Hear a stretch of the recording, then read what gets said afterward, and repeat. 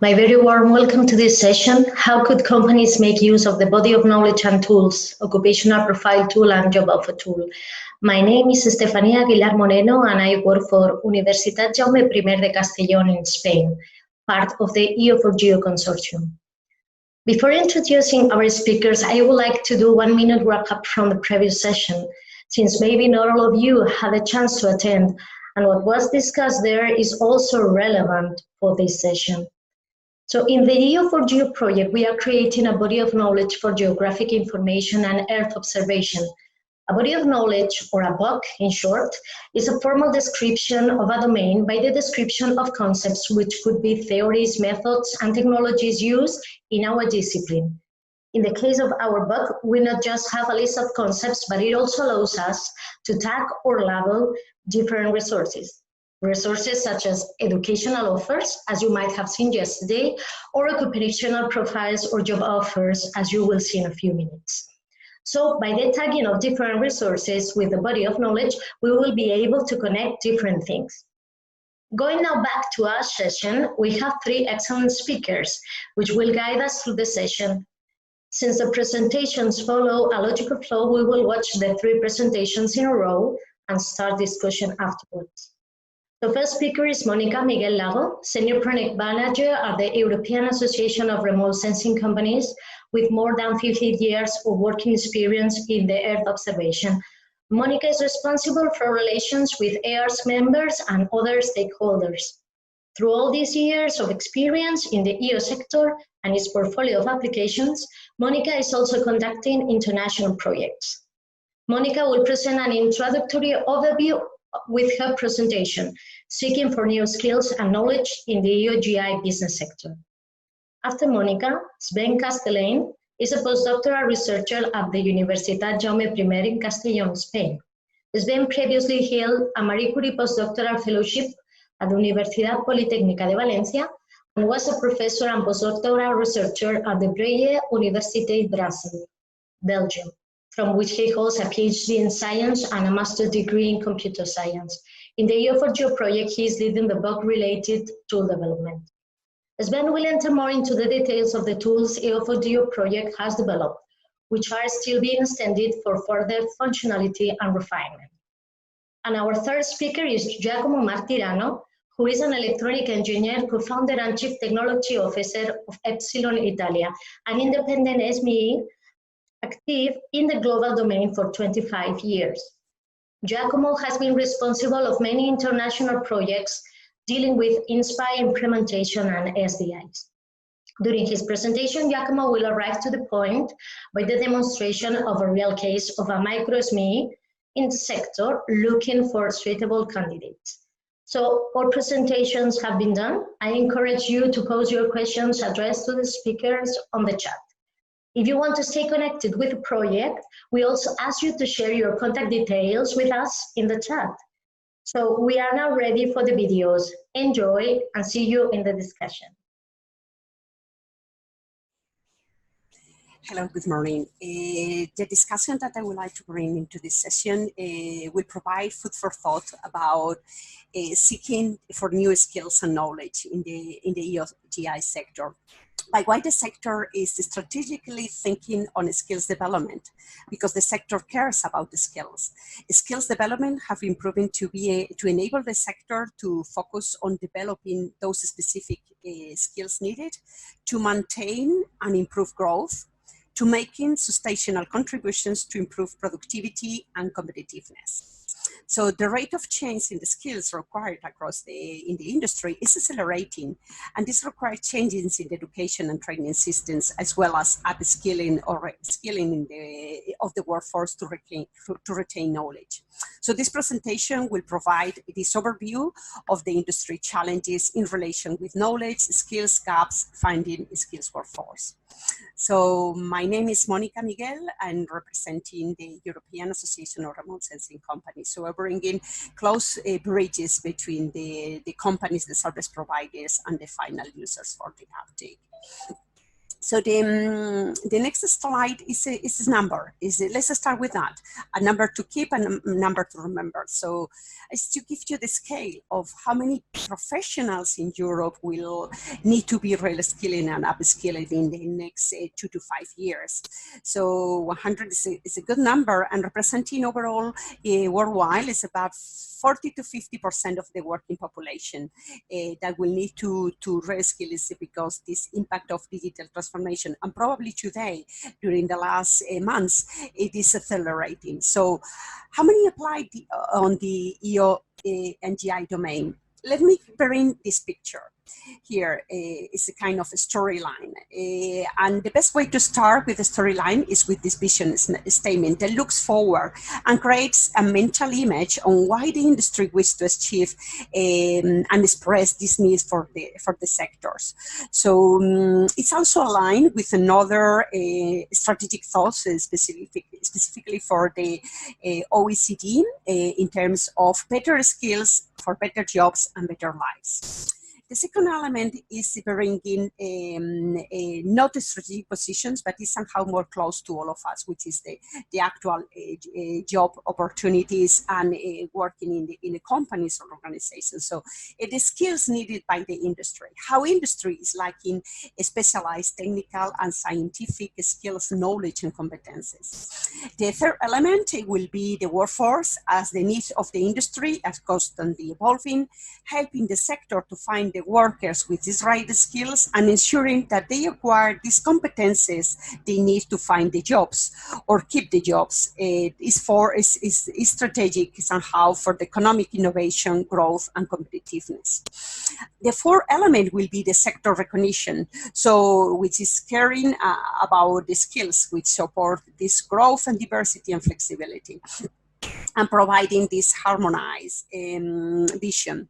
The other element will be this professionalism. So is the uptake for the information sector by other vertical sectors and bringing how other occupational profiles could help on this process. So the needs of the industry are bringing to us this strategic vision to actions. I mentioned before about the right skills in the right place and the right time. Then we have the mission to action, which is ensuring the strategic cooperation and with the stakeholders to support this growth, diversity, and flexibility. And then we have something that is covering how helping the industry to find workers with the right skills. Why we do that? Because we need to ensure they acquire these skills. They need to find this productive employment. It's key to the sector economic innovation, growth, and competitiveness.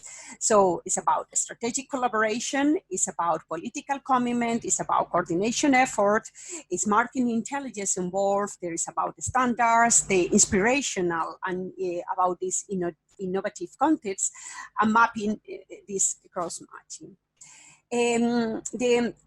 The idea with this graphic, the value chains, is it is essential to recognize and well understand the main trends and changes in the sector.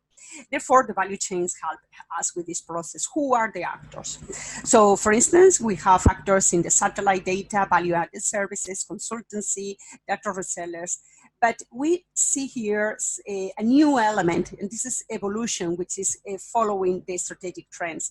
So the ground segment, for example, is facing these disruptive changes with this data storage, with, in particular, for instance, all these metadata that is granted to be fully free and open. So increasingly, therefore, the offer on infrastructure as a service or platform as a service. So it's bringing now the users to the data. So has this led this tendency to these provisions of analysis-ready data, much more centric on data infrastructures, but also cloud computing or processing, structuring information.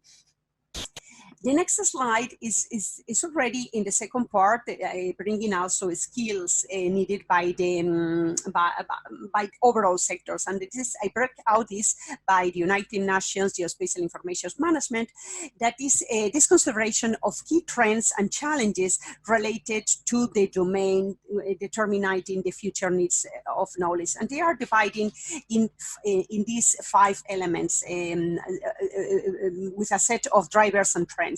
So technological advances, primary role of in the disrupting the technology, the geospatial industry, the rise of new data resources, the changing of user requirements, the industry changes, so change the processes currently by governments or business across the world, or maybe the regulatory or policy environment. So we follow all these drivers here. So the next slide is proving this skills element into the sector, into the companies. So we asked the companies through a survey if it was easy or difficult to find the right staff. So they mentioned that 80% of these respondents reported that was not easy.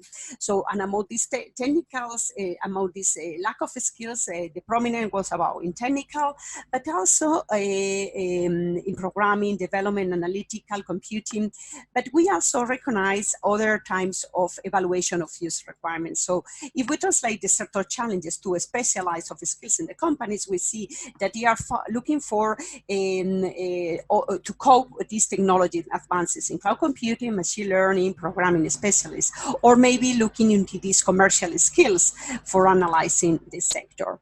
So we need to take in consideration the life cycle of technology and business practices, which because today is becoming much more shorter. The expertise in consolidating this large number of data resources, also the shift of employment towards less routine to more interpretative or analytical tasks, or maybe this use of data-driven analysis, tools reporting all this decision making. In the same section, we also made an analysis about how the pandemic was shaking the world and how this continued with, for some time to come. We check with the companies how they are coping with the time and also if they secure income. So to better understand that and how will this implicated into the workforce. So the result shows that most of the companies have adapted quite well to the situation, but moving the production into the office, into the homes. Maybe we have cases in the ground segment that maybe 5% of the employees needed to go onto the sites. But overall, we see that there is not really affecting, and most of the revenues are coming from contracts, so it keep going on. But they are a little bit concerned in the 6 months ahead. They will be maybe the private sector customers will face some cash flow issues, and public budgets will be also affected.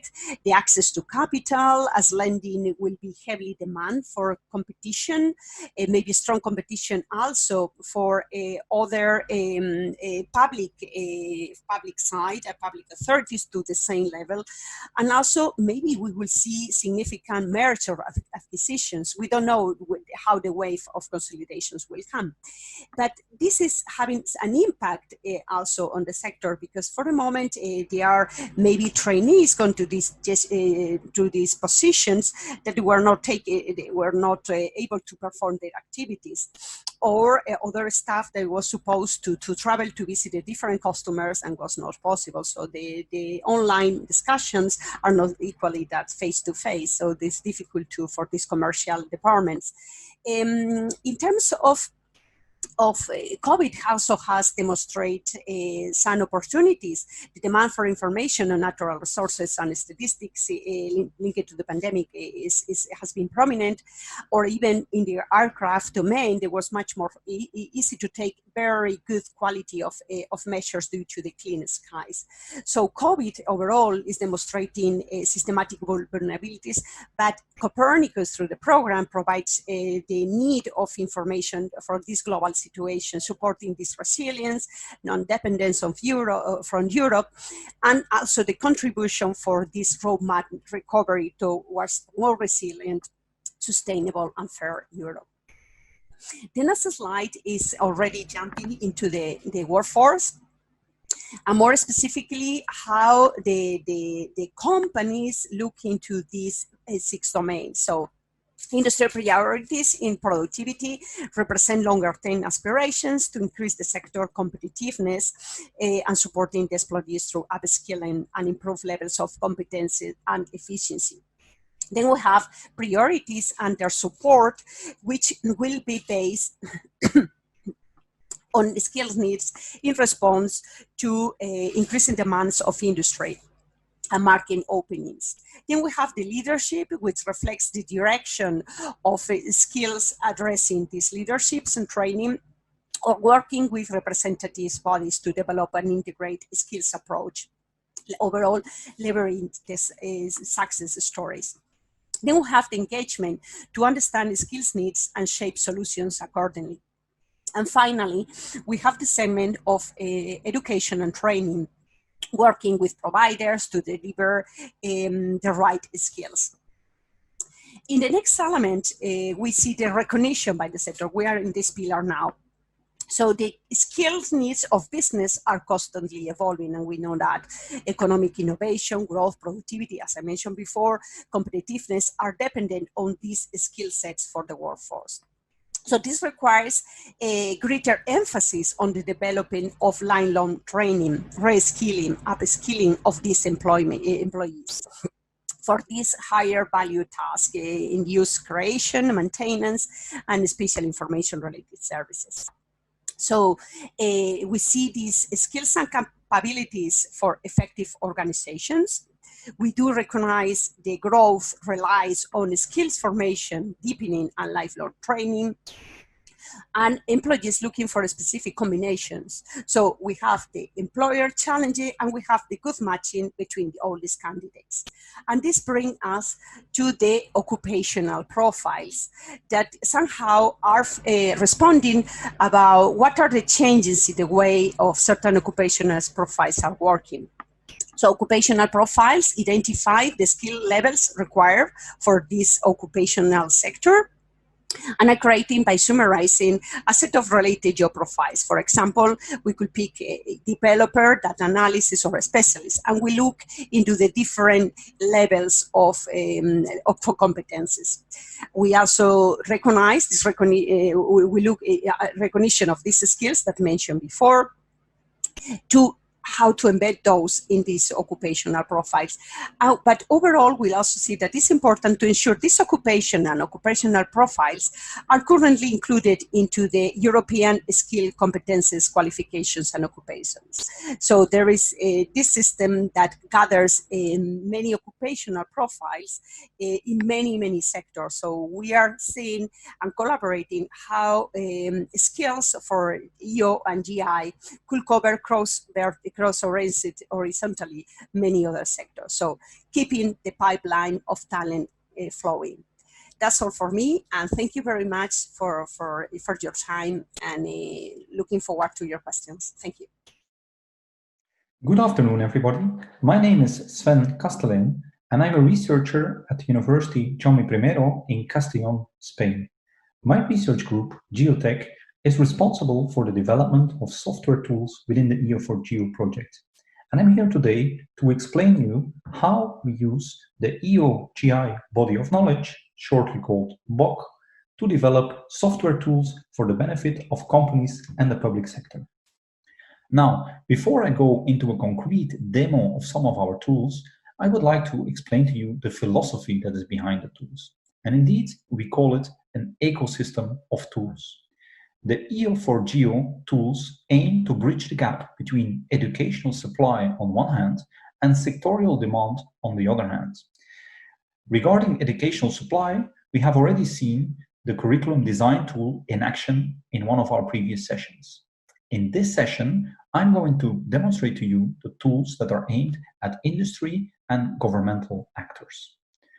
The EO4GEO tools are conceived as a set of independent yet collaborating tools. This means that every tool can be used in isolation, but in fact, the tools are designed and created to work in perfect harmony. Now, if we have a look at the overview figure at the right-hand side of my screen, we see that the body of knowledge is at the center, at the heart of the ecosystem. It serves as a common shared vocabulary on which all of the tools are built. This means that all the tools speak the same language, and indeed they are interoperable. Now, without going into technical details, I would like to expose to you the 4 pillars upon which the EO4GEO platform has been built. The first one is online availability. The body of knowledge is openly and freely available in an online repository and is thus usable by everybody. The second pillar is the fact that the body of knowledge uses permanent URLs as a uniform way to refer to the body of knowledge and to concepts in the body of knowledge. This, for the more technically oriented people among us, is conform the linked data principles. The third pillar is the fact that the body of knowledge is programmatically accessible through so-called API. This means that everybody can build tools based upon the body of knowledge. In fact, the tools that we created ourselves are also based upon this API. The final pillar is the fact that we provide components for developers. These are basic building blocks which developers can use to easily build tools around the body of knowledge. As a first layer around the EO4GEO platform, we find the BoK platform tools. These provide basic functionality around the body of knowledge. As a first tool, we have the BoK visualization component, which allows the user to graphically and textually browse and explore the body of knowledge. As a second, we have BoK searching, which allows search through the body of knowledge, both in a basic form and in a more advanced form. And a third, we have BoK editing, which is provided by the living textbook, which you saw in the previous session, and it allows to edit and help evolve the body of knowledge by experts. The final layer is the BoK end-user tools. And these are the tools that you might come in contact with. As a first tool, we have the curriculum design tool, which allows educational institutions and training providers to define and explore educational offers. This could be study programs, VAT training modules, or individual courses or lectures. The second tool is the occupational profile tool, which allows to define and explore occupational profiles in the Earth observation sector. The third tool is the job offer tool, which allows to define and explore job offers, possibly based on an occupational profile. And the final tool is the BoK matching tool, which allows to compare 2 resources that are based on the body of knowledge. The first tool that I would like to demonstrate is the occupational profile tool. Occupational profile are prototypical profiles combining certain knowledge and skills that are typically needed on the workflow. Now let's enter our tool. And the first thing we see as an anonymous user is that we have a list of existing profiles. Most of these profiles have been defined by experts within the EO4GEO consortium, and they are considered to be prototypical profiles residing in the Earth observation field. We have, for example, Inspire experts, human resource officers, etc. Let's click on one of the occupational profiles to see the details. So we have the title of the occupational profile, EO GI Data Manager. We have a description of this occupational profile. We have the application domain in which this profile resides, in this case, geographic information systems. These fields we take from an existing European standard. And we have also a level of expertise defined. Another European standard, the European Quality Framework. This is level 7, which is almost expert level knowledge. This goes from 1, which is basic knowledge, to 8, which is expert knowledge. Then we have the knowledge associated with this occupational profile. And this knowledge is defined in terms of concepts of the body of knowledge. We see data availability, database design, etc. You notice that the concepts have a different color. This means that in the body of knowledge, they pertain to a different area of knowledge. So we have, for example, design and setup of geographic information systems, the yellow color. So these are sub-concepts of that knowledge area. And there are other knowledge areas defined. So this occupational profile, and we can see here the knowledge distribution. It takes 38% of knowledge of the design and setup of geographic information system, 25% of geospatial data, etc. Now, if you want more information about particular knowledge, we can simply click and we go to our body of knowledge visualization tool, to that particular concept, and we see here the whole explanation, the description of the concept, the super-concepts, and the sub-concepts. I can, of course, also browse in the body of knowledge to see where exactly that particular concept resides, which we see here geospatial data. We can continue browsing there, etc. Back to our occupational profile tool. The next thing that is defined for an occupational profile are skills. And skills in the body of knowledge are associated with concepts, with knowledge. And a skill indeed is the ability to apply certain knowledge to solve a certain problem. And we see here 5 different skills defined. The first one, for example, identify potential sources of data, free or commercial, needed for a particular application or enterprise. So this is a typical skill that an EO GI data manager needs to possess. And then finally, there are transversal skills. These are skills that are not bound to particular knowledge. So they are cross-domain. They are relevant in different domains. We see here, for example, digital competencies, manage time, interact with others, etc. These transversal skills, again, we took an existing standard, and in this case, we took the ESCO skill list, the European Skills, Competences, Qualifications, and Occupations, which again is supported by the European Commission. So some example, digital competences, manage time, interact with others, etc. Now let's go back to the list of occupational profiles. And we see here that there are certain actions that we can perform with an occupational profile, but as I'm not logged in, most of the actions are disabled. I can, however, share this occupational profile. I can share a link, I can copy a link and then paste that into an email or into a tweet, for example. I can download it as a PDF file, or I can download it as an XML file. It's downloaded as a PDF. I have it here in my download folder. And we see that nicely formatted, we have the specification of this occupational profile. Back to the occupational profile tool. And let's now imagine the case that I'm a business owner of data analysis consultants, and we provide data analytics services to interested parties in the Earth observation field. So I am interested in finding out if there is an occupational profile regarding data analysis. So I type in data to search for data. I see there are different occupational profiles, but data analyst is not defined. That's not a problem. I can log in and create this profile myself. I have added the account pre-registered, but you can register yourself or you can just sign in with your Google account. I am now logged in, and now I have the option to create my own occupational profile. Of course, now I need to fill in the fields that we previously discussed. Title, application domain, as mentioned from the ISCET-F list. So we type in analysis, and we find here data analysis. Let's see if there are others. Apply statistics, and I can add as many as I want. I also have the option to set my occupational profile private or public. I will leave it private just for me. And I enter the description. Description entered. Now I need to define the level of expertise for this particular occupational profile. So this is going to be an expert person. So we can set the level of expertise to 7. And now I need to enter the knowledge that this particular profile requires.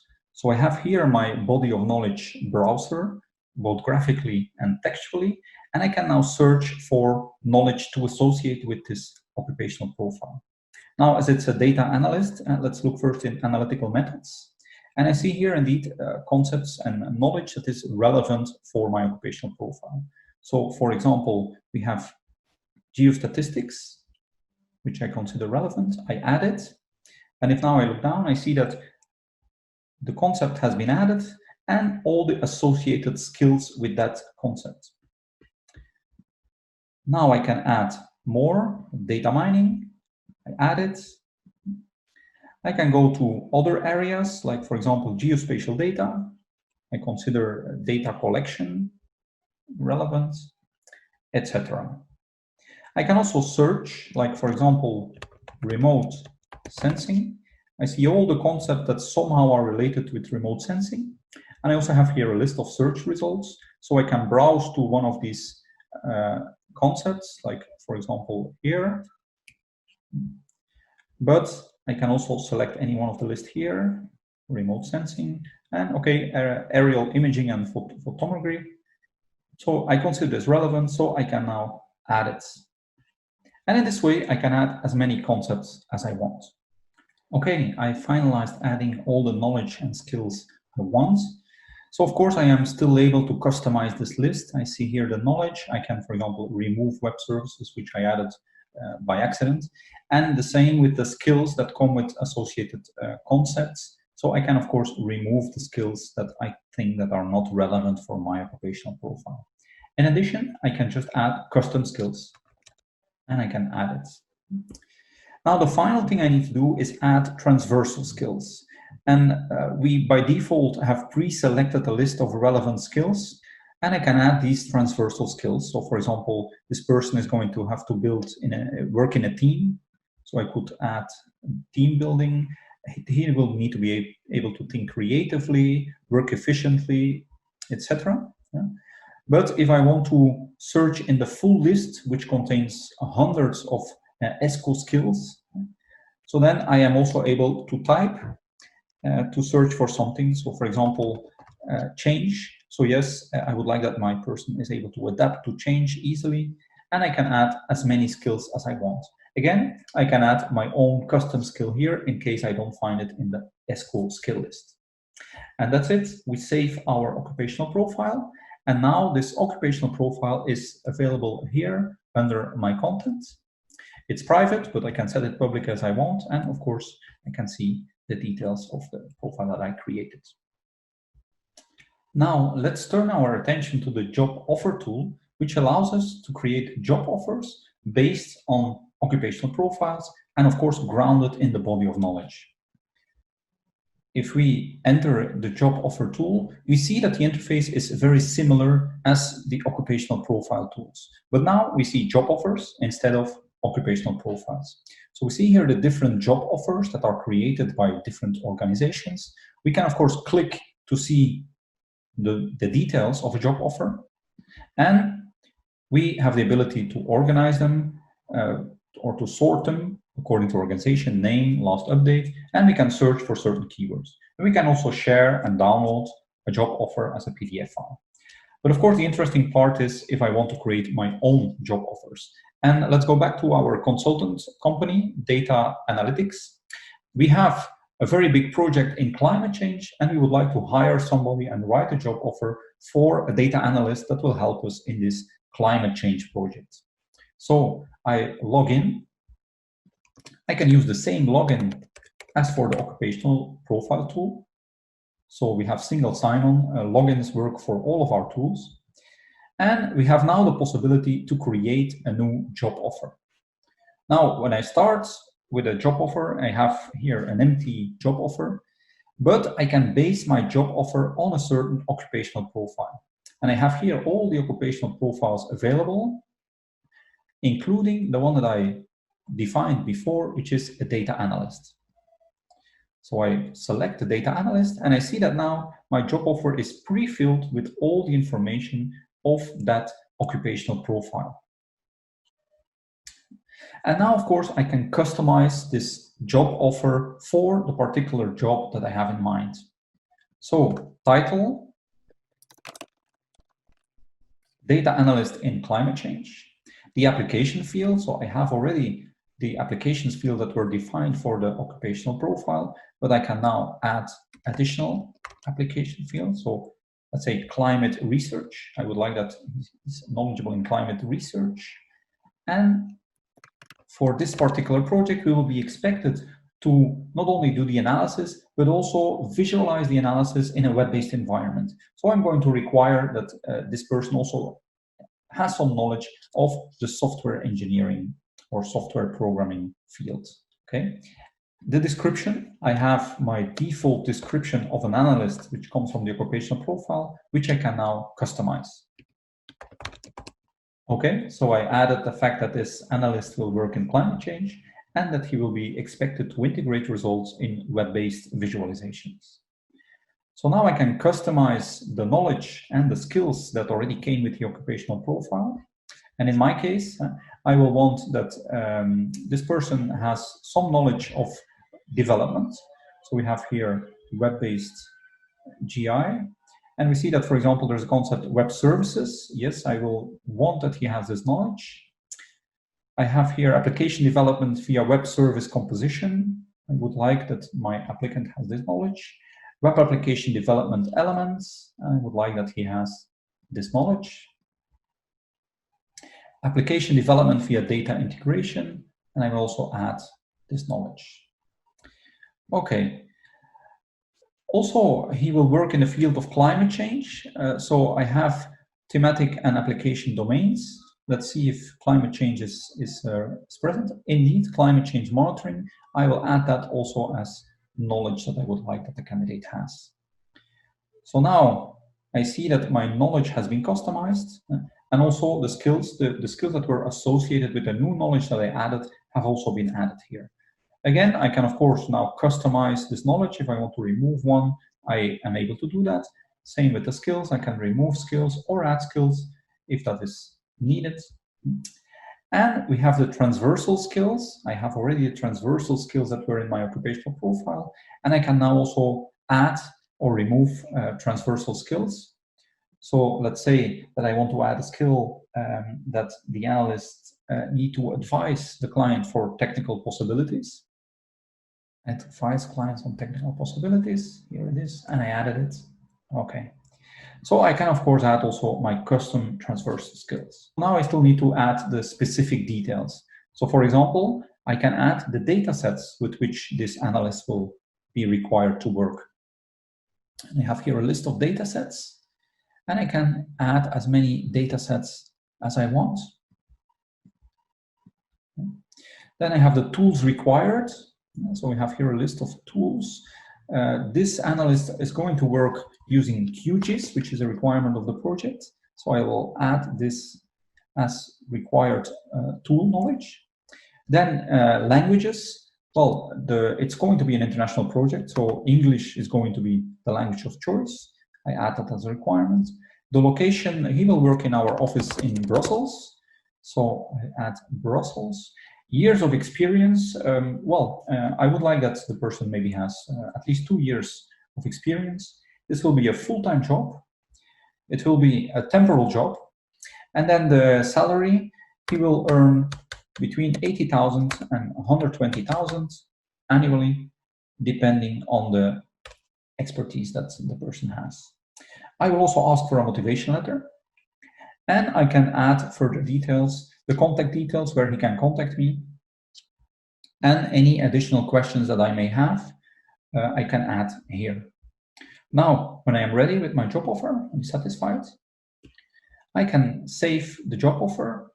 I can immediately publish it, or I can keep it as a draft to publish it later. I will immediately publish it. I save it, and it's published. Now, I can have a look at my content. I see here data analyst for climate change. I already had one before, a water resource data analyst. And here is my job offer, which of course I can download or share.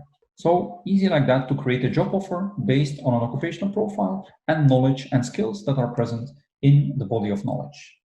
Now, the final tool that I would like to demonstrate is the BoK matching tool. And the BoK matching tool allows us to compare any two BoK annotated resources. So this could be any of the resources that we have created with our tools, but it could be also any PDF file that is annotated with the body of knowledge according to our guidelines. So let's go to the BoK matching tool and let's immediately start a match. And I would like to propose to you two scenarios. So imagine in our case that we are looking for this candidate, job offer, and I have here our job offer, data analyst in climate change. Now I could have two strategies. I could search specifically for students, for graduates of certain study programs that have the skills that I require in my job offer. So I can look for educational offers, master programs, and I see here different master programs that are in our system. Now I can compare these master programs with each other. So I see here the knowledge that is required by my job offer, and I see here the knowledge that is taught in this particular master program. I also see that there is no match whatsoever. So this master program for sure is not a good match for me. Let's have a look at another master program. And I see here Master in Geospatial Technologies. And I see that there is quite some overlap between the knowledge required in my job offer and the knowledge offered by this study program. In addition, this study program also teaches other concepts, but it's also lacking some concepts. So for example, it's not teaching anything about climate change. So I can now decide if it's worth to pursue graduates of this particular study program. A second scenario that I want to present you is in case that somebody sends me a CV. And I have here an example of a CV, which is a Europass CV by one of our team members. And this CV has been annotated according to our guidelines with body of knowledge concept. So I can upload the CV. I have it here. Choose. I have the CV uploaded. The system recognizes the BoK annotations that are done in this curriculum vitae. And I see here again a matching between the curriculum of the candidate and the job offer. I see here the matching concepts. So there is quite some overlap, especially in analytical methods and in web-based GI. So this is exactly what I'm looking for, actually. The candidate, of course, has some extra knowledge, but is also missing some knowledge. So I see that the knowledge related to remote sensing seems to be missing, and she also doesn't have any expertise in climate change. So I could decide if the candidate is a good enough match for me or not. Thank you for your attention. I hope you enjoyed this demo of the occupational profile tool, the job offer tool, and the BoK matching tool. And I hope that I have shown you that the body of knowledge as an underlying common shared vocabulary can be a very useful tool to create tools upon. And remember, the EO4Geo ecosystem is extensible, so other tools are also possible in the future. Thank you for your attention, and I will be happy to take questions at the end of the session.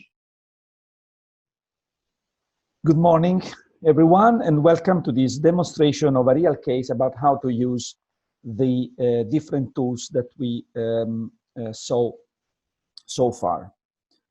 I am Giacomo Martirano and co-founder and CTO of Epsilon-Italia. Let me present the company. Epsilon-Italia is an independent micro-enterprise established in 1996 and active in the geomatics domain. We basically do geospatial data harmonization and interoperability, focusing since 2008 on the implementation of the INSPIRE directive, providing support to European institutions and member states. And we work also on satellite remote sensing, marine and terrestrial applications. The main typology of activities are research and innovation projects, which are co-funded by European Commission, by the national government, as well as by a regional government. Also framework contracts in which we are involved as subcontractors in consortia providing ICT consultancy to EU institutions, just to name one of them, the European Environmental Agency. We are also consultancy service providers to international and national bodies without participating in framework contracts, but winning tenders. And we are also involved in professional training to public and private customers, of course, always in the geomatics domain. Let's see our current human resources. There is one co-founder, which is the CEO. She is a lawyer, a senior expert also in professional training design. Then myself, co-founder, chief technical officer, engineer, senior expert in spatial data infrastructure, INSPIRE, geographical information standards, and remote sensing. almost 25 years of experience acquired within the company. Then we have 2 fixed employees, both engineers, senior experts in SDIs, Inspire and Geographical Information Standards, more than 15 years of experience acquired within the company. Then we have 1 full-time temporary employee engineer, a junior expert in database management, 3 years of experience acquired within the company. 1 part-time temporary employee lawyer, a junior expert in data policies with 2 years of experience with us. 1 part-time temporary external collaborator, which was an ex-employee of us, engineer, senior expert in SDIs and remote sensing with more than 15 years of experience acquired with us when he was employee. And then finally, 1 part-time temporary collaborator with a high school diploma acting as a secretary. So who we are looking for? We are looking for, based on the real demand coming from projects in which we hope to be soon involved, 1 junior expert which has to be familiar with Copernicus data and services. So not generally in Earth observation, but specifically on Copernicus data and services. She or he has to be familiar also with the tools to access and retrieve the data of the different Copernicus sensors from the different online repositories. She or he has to be familiar with the application of artificial intelligence-based techniques such as machine learning, big data analytics, deep learning, neural networks, to extract information from the Copernicus data. And finally, last but not least, she or he has to be familiar also with the integration of Copernicus data and related information extracted from the data themselves in spatial data infrastructure. So a bunch of knowledge and competencies and skills. How to proceed to fill this gap? As partner of the EO4GEO project, we want to exploit some of the project resources, even though they are still in their prototype stage. So we show how to create a job offer using the job offer tool after having searched for suitable occupational profiles available in the occupational profile tool. Then we will identify skill gaps of the existing workforce with respect to job offer using the BoK matching tool. And the results obtained from this matching, we will see how these results can provide useful information to take 1 alternative action among those listed here, planning an upskilling program for the existing workforce, or using the mobility program of the EO4GEO to host an internship, or even publishing a job vacancy to recruit a new employee. So after having set the scene, now let's go live and see how to do these steps. We are here in the page of the where the EO4GEO tools are all accessible.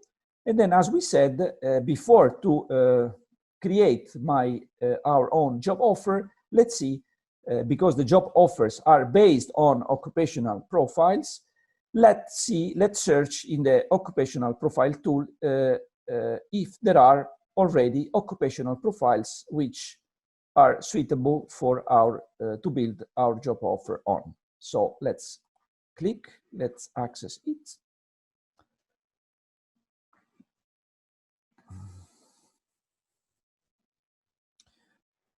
We are now in the occupational profiles tool. We are not logged in at all.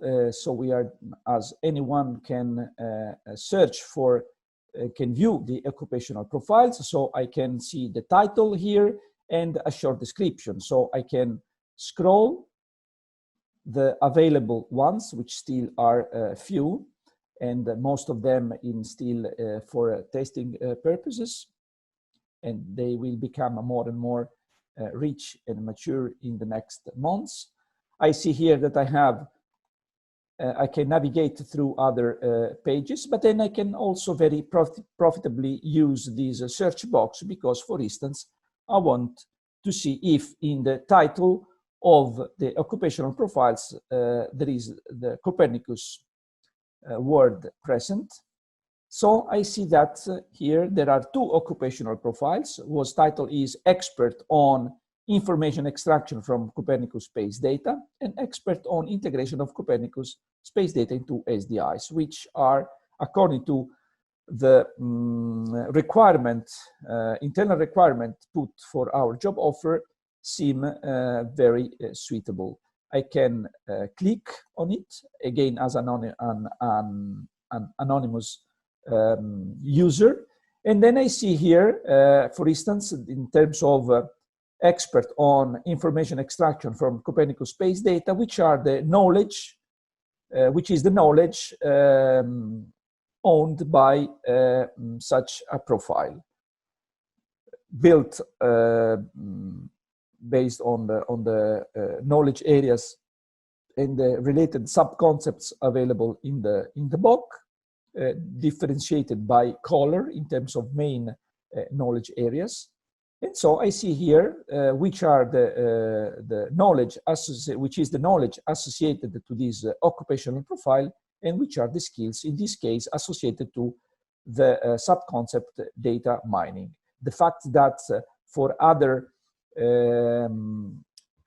knowledge areas or sub-concepts there are not yet skills listed here is because the work to enrich the BoK content is still ongoing.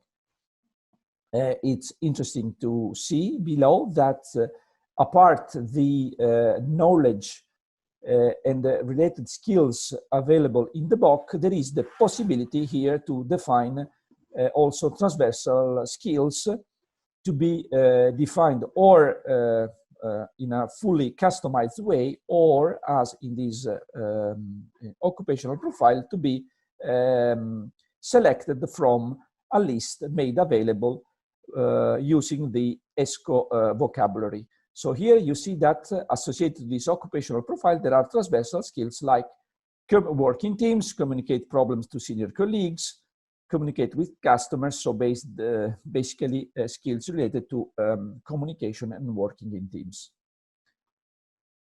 If I want to see the previous, the other job offer, I was looking for this expert on information extraction. I can click now on expert on integration of Copernicus data, space data into SDIs, and I see here which are the knowledge areas and the related sub-concepts on top of which this occupational profile is based. You see the similar transversal skills, but then additional some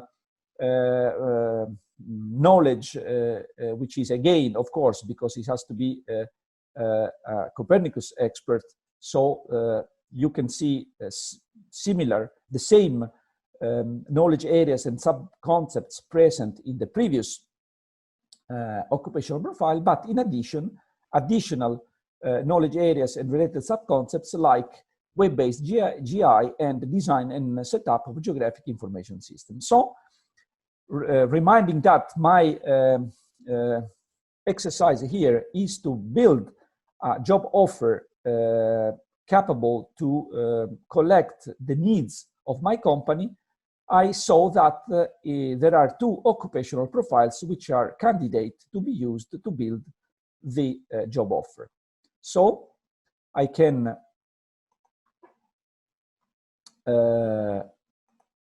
go to the job offer tool.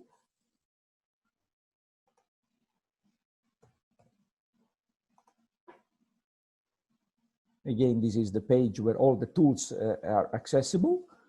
I click on job offer tool.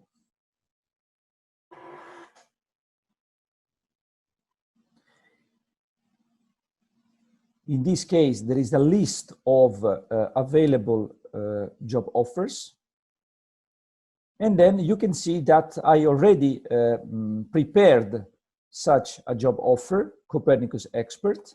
I can click on it, in which I simply described here which are the characteristics for this person to recruit. And then here are listed all the knowledge areas and related sub-concepts, plus the transversal skills associated to this job offer. But now let's see, this is the result of the exercise, but now let's see how easy is and simple is to build a job offer from I would like to show to you how to create the same job offer but starting from scratch. So in that case, I needed to log in as a registered user. So I click on new job offer.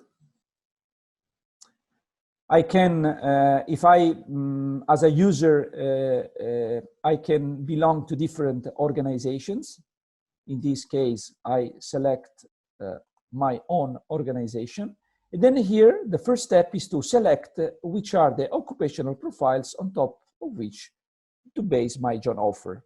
So I can click on it and I scroll, simply selecting the expert on information extraction from Copernicus space data, and then expert on integration of Copernicus space data. So I select the two occupational profiles which I analyzed before. Then here in the title of my job offer, I can write whatever I like, in this case, Copernicus expert. I can select if I prefer to make these, to publish this job offer or to limit its visibility. Then in terms of application domain, the application domains are belonging to predefined vocabulary are automatically taken from the occupational profile, and then because the two occupational profile have the same application domain, I can simply, here they are repeated, I can delete these in order to avoid such repetition. In the description, I, for the time being, automatically the software retrieves the description belonging to the two occupational profiles. And here I can edit, and then I can write expert on information extraction from Copernicus here. I delete here, and I say the expert is familiar with, and so on.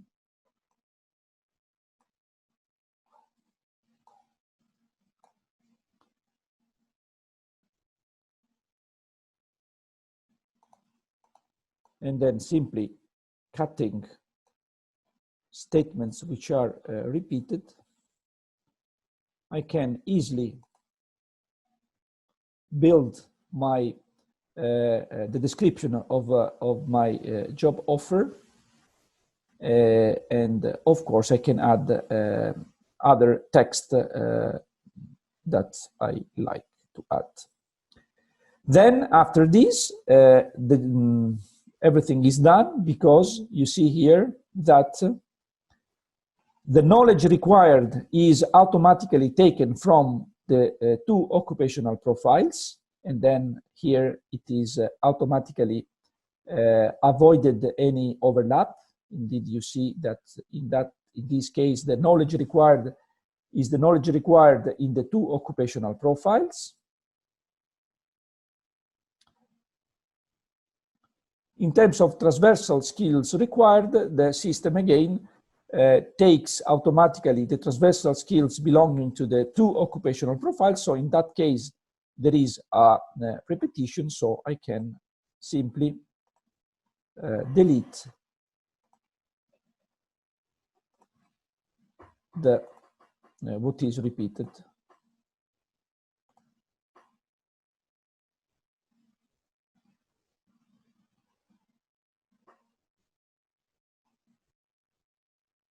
Okay, and I can add then other specific information. So all the fields here are coming from the occupational profiles.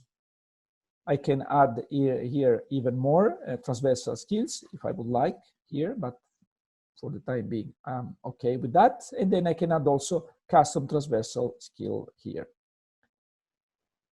Then I can add here specific information in terms of skills, in terms of expertise, in terms of data sets. And then I can select here the Sentinel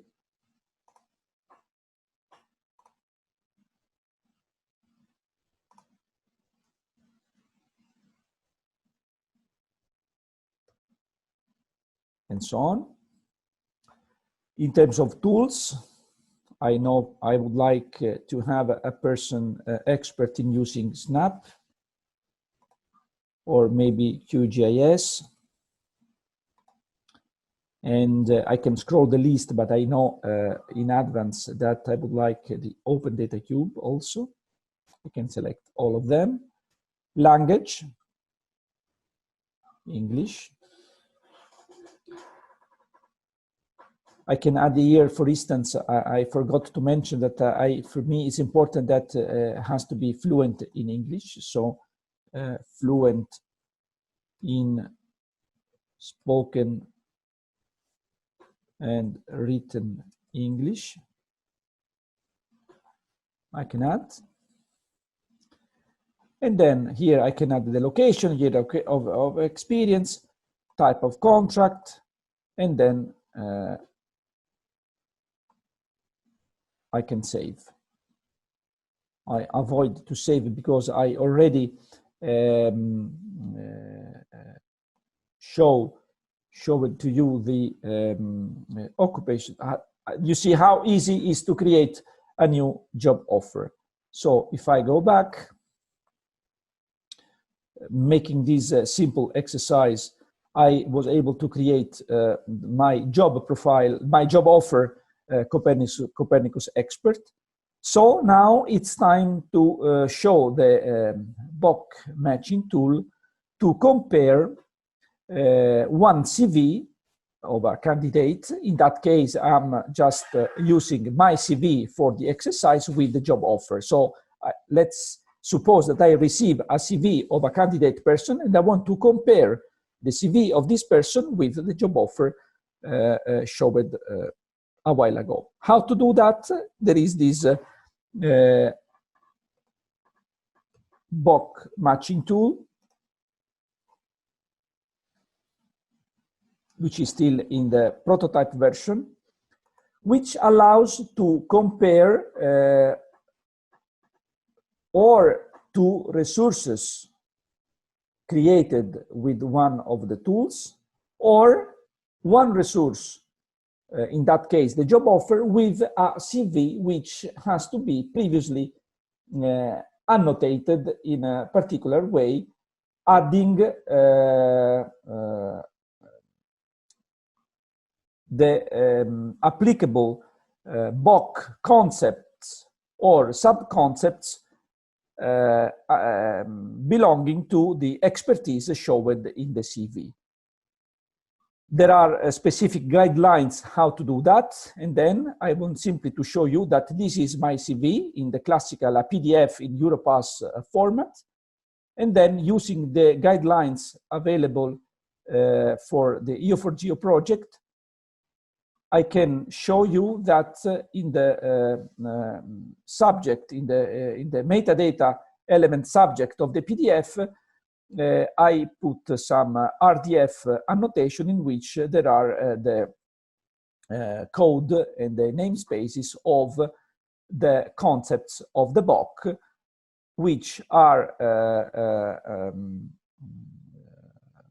which I used to annotate my experience in my CV.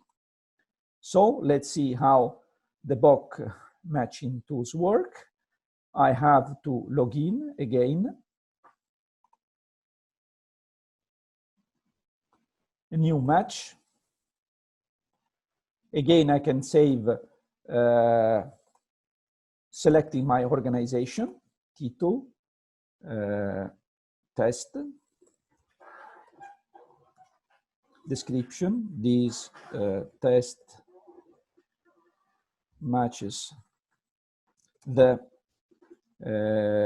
annotated CV with the job offer. And then I simply to select here the first resource to compare, which is my annotated CV. So I browse.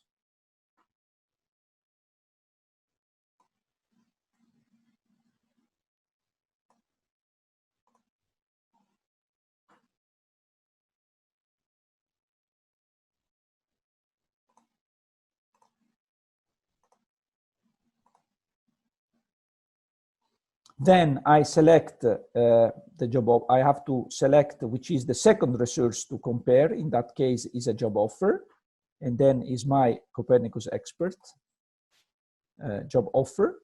And then automatically below I see the result of this matching, in which in this frame here I can see which are the matching BoK concepts present in the annotated CV. So my CV, thanks to the experience gained in my work experience, I have this knowledge. I made the exercise on my CV, but for this exercise we need to we have to think that this annotation can be made by any CV, by any interested candidate, or even by a company receiving non-annotated CV and then willing to annotate them in order to make this comparison. So here are the knowledge which are owned in my CV, matching the knowledge required in the job offer. And then here is very interesting to see that in this case, I see that in my CV, I annotated myself having a knowledge on the overall concept named thematic and application domains. Whilst in the job offer, I was customizing the job offer, requiring not the knowledge belonging to the entire thematic and application domains knowledge area, but rather to only to some sub-concepts. Indeed, if I click on thematic and application domain, accessing the finding BoK, I see that the main concept, thematic and application domains, has 7 sub-concepts, and then in my job offer, I was listing only the main 1, 2, 3, 4, 5, 6 sub-concept, and then in terms of EO GI and society, I selected only image processing value chain because I wanted to exploit as much as possible the flexibility of the job offer and of the occupational profile tool to customize the offer according to very specific needs. So in this case, how I have to interpret these matching results? No problems in terms of thematic and application domains, because in my CV, I show, in the CV, it is shown knowledge on the whole thematic and application domains knowledge area. And even though in the job offer, they are required only few sub-concept of the knowledge area, the fact that in my CV I show the knowledge of the entire knowledge area, it's a good thing. Vice versa, what is emerging is that in my CV, the concepts which are not appearing at all are data mining and artificial intelligence and data mining. So based on these results, I can decide one of the 3 alternative options which I showed before. So, or to plan an upskilling program for the candidate in order to let him or her acquire knowledge in terms of data mining, artificial intelligence in data mining. Or if this is not the case, I can use the job offer to select or an internship, as I said, or to recruit a new candidate employee to come in our company. So this is this exercise was to show how much the tools are flexible, assuming that the BoK is they will be more and more well performing when the BoK will contain all the concepts and the related skills. And this is an important message to highlight how important will be to agree on a long-term sustainability and maintenance of the tools and the BoK itself. Thank you very much for your attention, and happy to reply to any question you may have. Thank you very much. Hello, everybody. I hope you enjoyed the presentation. So first, I would like to thank the organizers for letting us gather together despite the coronavirus. And I also want to say thank you to Monica, Sven, and Giacomo, because I know it has been hard to virtualize the session. And so I think you clearly introduced the problem the industry is facing regarding the workforce, and also how the tools could help industries, companies to overcome these problems. And also as attendant, I really appreciate to see real examples as you presented. So we have now something like 20 minutes for discussion. So I encourage the attendants to submit their questions through the form. And I would like to be the first to ask you something. So this question is addressed to all of you. So Monica, as representing an association, as Sven, a software engineer and developer, and Giacomo, as Chief Technical Officer of NICE+Me, I would like to know in which way the tools just introduced are different from the existing tools. So which is their added value to the sector? Maybe Monica? Yeah, thank you. Thank you, Stefania. Well, in my perspective, we have seen in the past job offers, many job offers from the industry posted in web portals or even LinkedIn. I mean, there are many platforms around. What I feel special about these tools is these connections with the body of knowledge. They have a kind of same language, same concepts that industry is facing, because industry has been involved in the creation of this body of knowledge. So these bringing these actors, building the body of knowledge as the skeleton on all these occupational tools, job profile tools, etc., will bring this common language. Because not all the companies are really aware about these differences between the skills, competences, knowledge. So this type of tools bring this understanding, which is much more specific to the job vacancies that need to apply in their positions. So for me, that is the innovation, that this bridge of experts building the body of knowledge and also making a little bit more understanding on the specifics of the skills, competences, and knowledge. Okay, thank you, Monica. Giacomo?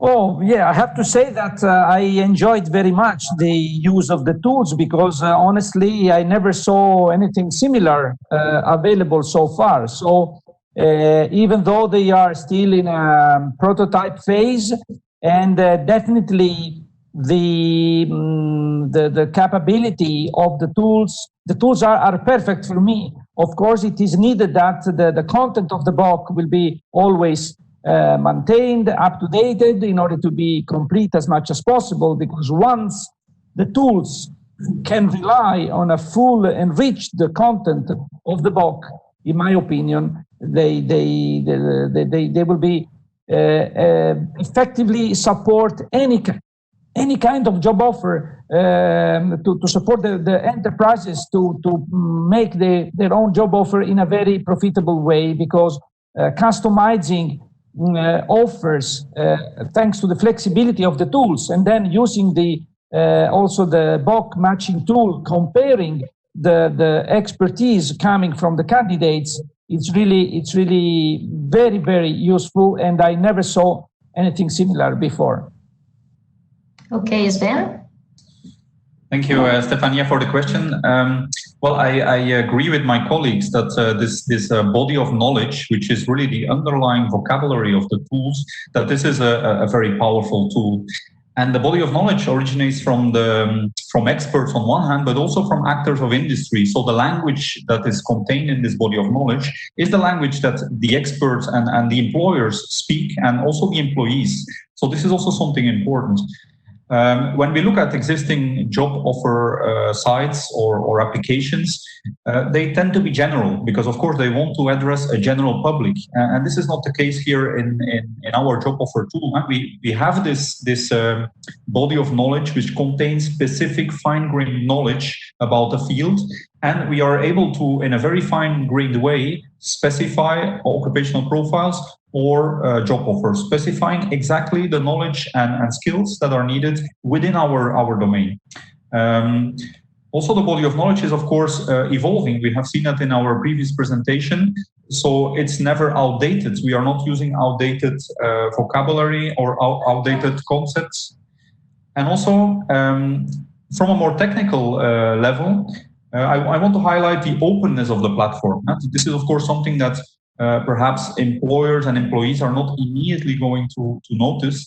But from a technical aspect, there is the openness of the platform. We use linked data principles, and that makes it possible for everybody to link and to point to our contents, the body of knowledge, but also job offers and occupational profiles. And as a final point, the API, so the possibility for other actors to create tools on top of this body of knowledge, which then can interact with our tools.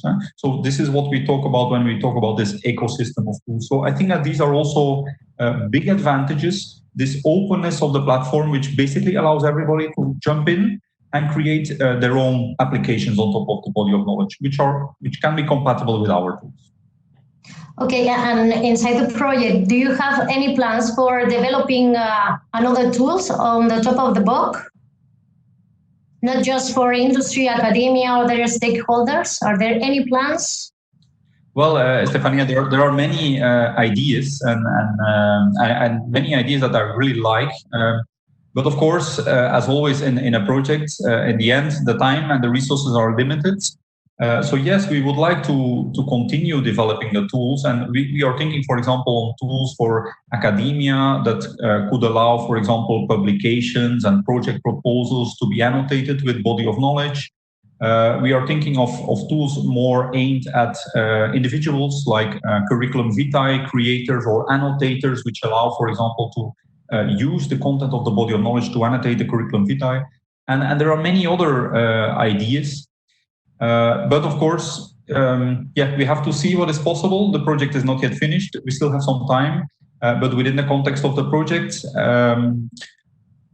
we will see if there is possibility for more. But for sure, there are many possibilities that are open for the future. Okay, I see. Thank you. I have one question from the audience. Oh, more than one. So the first one, I think is addressed also to Sven, is coming from Rob Lemons. Does the potential job seeker also see the same BoK user interface as the organization who is using the job offer? Thank you, Rob. So at the moment, yes, the candidate sees the same interface. So basically the anonymous interface. So when you are not logged in, so you see an overview of all the job offers, and you can see the details. You can also see how to contact the people that created the job offer. And you can also share job offers or download them. So this is basically what every user sees and what also the candidate sees. We also, well, I mean, this is a prototype of the tool. So this can be further developed. And this is also related with the long-term action plan that is being defined in the project. How are we going to further develop these tools? And also how are we going to try to exploit these tools? And from that long-term action plan, we can, of course, further develop the interface and possibly provide a separate interface for candidates with more possibilities specifically for the candidates, maybe upload his CV and do a comparison between the CV and the job offers. But this is part of what is now in progress. Okay. I have another question from Martina. And she says, how can the results of the EO for Geo project can be implemented, for instance, by universities, to update and align the study program in the EU in the field of EOGI? I don't know who wants to answer or can give an answer to Martina. How to align the curricula, the training materials, so universities with the tools you just showed. Well, Sorry. Giacomo, go ahead. No, I think it's a crucial question, and then I can bring the experience in a previous project called GI Cases, which was mentioned in some of the previous presentations, in which it is in my opinion as a person running a small company requiring fresh skills updated with the demand coming from the market.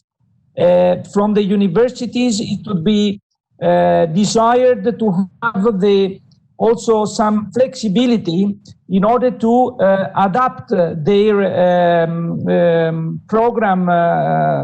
programs in order to try to embed in a customized way some concepts which are in the BoK can be easily exploited with the tools in order to adapt a bit their programs, which I know sometimes is not very easy to change, because the process can take long before to have all the approvals. So I think that exploiting better also from the universities the tools in order to see how the industry is also pushing for specific skills through the job offers and the occupational profiles, I think can be a useful input for universities to easily adapt and improve their current study programs. Sven, do you want to add something? No, I completely agree with Giacomo. So I think that the last tool that both Giacomo and me demonstrated, this matching tool, could be a very good tool to help universities. So we have, for example, occupational profiles, which are really described as prototypical jobs that are needed in the market. So we could, for example, compare these occupational profiles with existing study programs, and then we can see how well a study program addresses the needs of the prototypical needs of industry. The same we can do with job offers. So we can see, we can take several job offers that are currently in the market, and we can compare that with what we are offering as a university and see, okay, are we offering the skills and the knowledge that is asked for by industry and by the market at this moment? And if not, we can try to change and try to update our program, or even offer a new program. Of course, there are then the practical difficulties that Giacomo and also in previous sessions, Danny van den Broeke mentioned, that this is a slow process, but at least we have the tools to identify where the gaps are. Mm-hmm. Monica? I may add, what I think is important is to build this right environment, bringing all the actors together. I think it's the body of knowledge really is a step forward, bringing industry, bringing what is the commonality on this language that we talk as experts and how the potential users are talking. So if this is reflected in the body of knowledge, we will be successful in both terms, in approaching the good job profiles or the occupational profiles for the job offers, and also the connection with what is existing in the curriculum development. But we need to talk the same language in that sense, or the approach to that. And this is, I think, is the testing, but we need to look if these tools are desirable by the industry. And I think we are in a very good moment to say yes, because the sector is growing very fast, and there is this need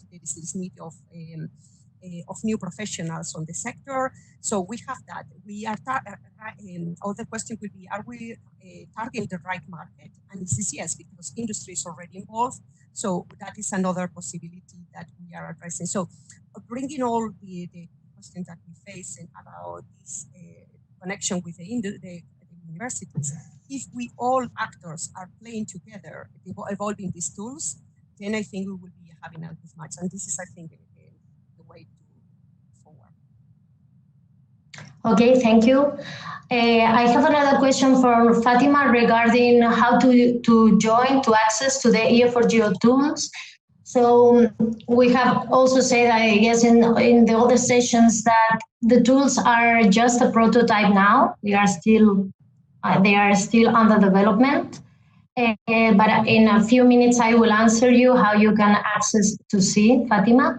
So I have another question, if no one else asks anything. Okay.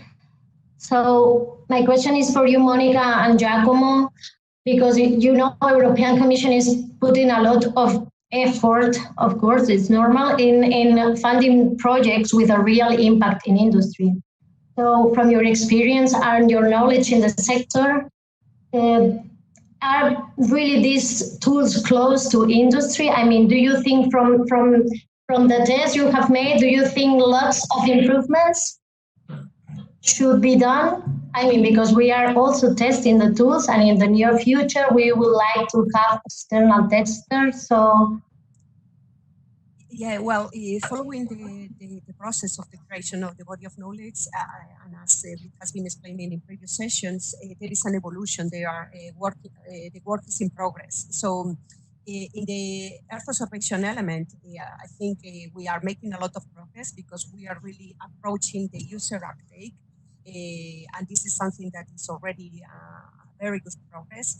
So the next phase will be probably to bring much more the commonality of the Earth observation services. That is today is a little bit towards the orientation to geospatial, which is normal because it came from there. But I think we are in the right direction. So I think again that will be a useful tool, which definitely brings a lot of things together. Is the supply chains represented? Are the users also engaged, or they will be engaged? We need to see also the sustainability. So for that, we need to put on front of the companies for testing. So I think it's a step by step, but I think we are in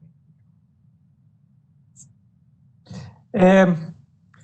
If I add just a few points, I think that to reply to your question, Stefania, the tools are excellent. And as far as they can rely on a BoK content updated in a continuous way, the ecosystem is perfect, especially because we are talking about Copernicus user uptake. Just an example of our company, we are not interested at all in acquiring person having knowledge on the orbits of the satellite or on other specific techniques, because Copernicus is serving off-the-shelf products already very well pre-processed, ready to be ingested into applications with a lot of artificial intelligence on top, integration into SDIs. So the tools can support industry to create very customized offers, which in turn used profitably by the provider of education and vocational training, can definitely support our job marketplace in our domain. Okay, we have the very last question for you, Sven. It's also from Martina. How one can submit new tools, functionalities, or new tool ideas? Is there any mechanism? Well, I think that corresponds with your last slide, Stefania, how to comment. Yes, to I get in will contact share. with us. So yes, there is a way. So I think that you are going to mention it. Okay, so I will share because we just have 1 minute left. As in all sessions, we want you to get in touch with the project. So there are some ways in which you can get involved into EO4GEO. So by visiting our website, you can join the Alliance, act as expert for the BoK, the updating of the BoK, receive the newsletters. And also the best way is to contact us if you are interested in testing the tools, right, Sven? Yes, exactly. That can be through the website of the project. There is a contact button So you can just contact us with questions, with suggestions, with anything you like. Okay, so with that slide, I think we have to finish. So I would like again to say thank you to speakers and also attendants. And I hope you enjoyed the session, and I invite you to follow the rest of the sessions today and visit the website. Thank you all.